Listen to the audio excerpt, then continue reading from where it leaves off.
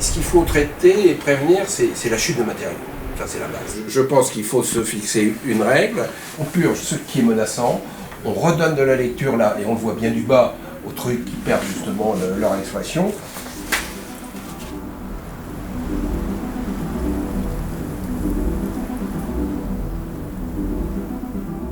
Il y a les dimensions qui sont prises par nous et par le tailleur de pierre. Et la prise de cote, elle est très compliquée. Là, heureusement qu'on a quelqu'un qui est tailleur et qu'on peut mettre en sécurité, qui vient justement vérifier un peu tout ça.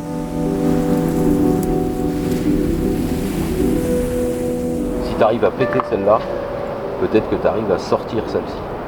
Et à partir de là, moi, j'ai la vieille pierre, elle est en bas, j'ai plus qu'à la copier, quoi. Il y a une grosse communication aussi entre nous parce que nous, sur place, on ne taille pas la pierre. En fait, la pierre est déjà taillée une fois qu'on la réceptionne.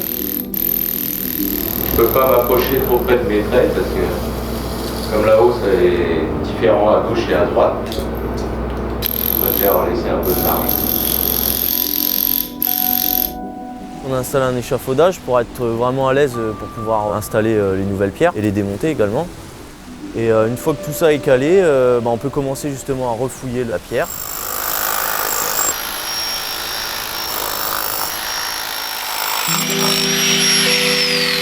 Après c'est pas mal, on est à 40 partout.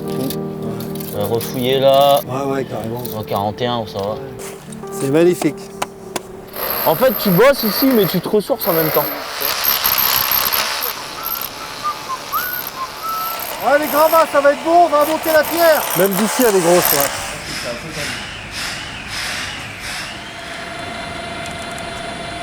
Les gars, vous pouvez jeter un œil là, ça passe? Mon pépère, quand on l'aura posé, on aura fait une bonne chose, je crois. Hop. Essaye de la poser Ouais, là-bas directement. vas-y.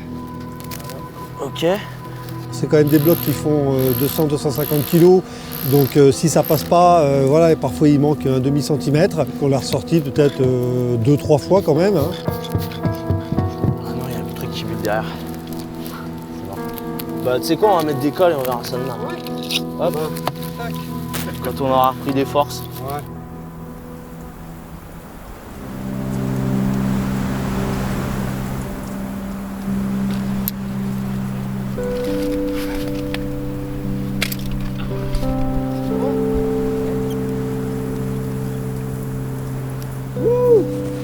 On a des moulures qui disparaissent avec le temps, avec l'érosion, et on a beau faire les relevés du mieux qu'on peut, on n'est pas à l'abri de devoir repasser derrière.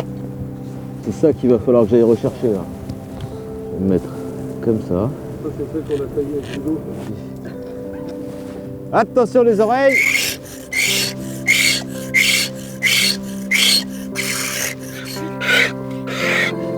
Ok, ça c'est pas mal. Là, tu sais, là, je sais même plus que je suis là. Hein. Ah ouais, je suis un peu là dans mon taf.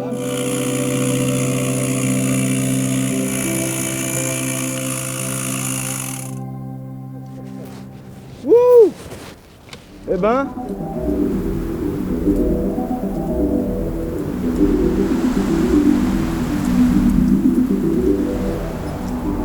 Il y avait une équipe qui avait ouvert les joints qui étaient altérés par le temps.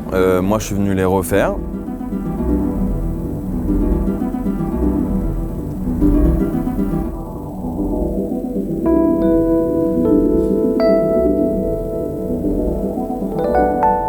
On fait des grosses journées ici, donc on finit de travailler à la frontale vers 19h, 19h30 pour que le chantier avance, car la semaine prochaine, par exemple, il fait trop mauvais temps, donc il n'y aura pas de cordis sur le phare.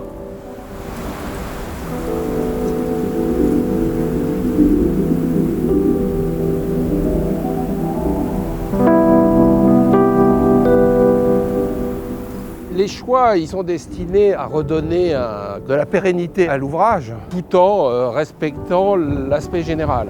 Pour terminer cette restauration, je pense que c'est bien de marquer un peu plus la surélévation de Tolaire, ce qu'on appelle la bougie. À partir du moment où on intervenait là-haut, on n'allait pas échafauder. On faisait intervenir des cordisses pour reprendre des éléments de pierre fragilisés. On en profite pour faire un rafraîchissement général pour assurer une meilleure présentation d'ensemble du phare. Et il le mérite bien, quoi. C'est un peu la cerise sur le gâteau.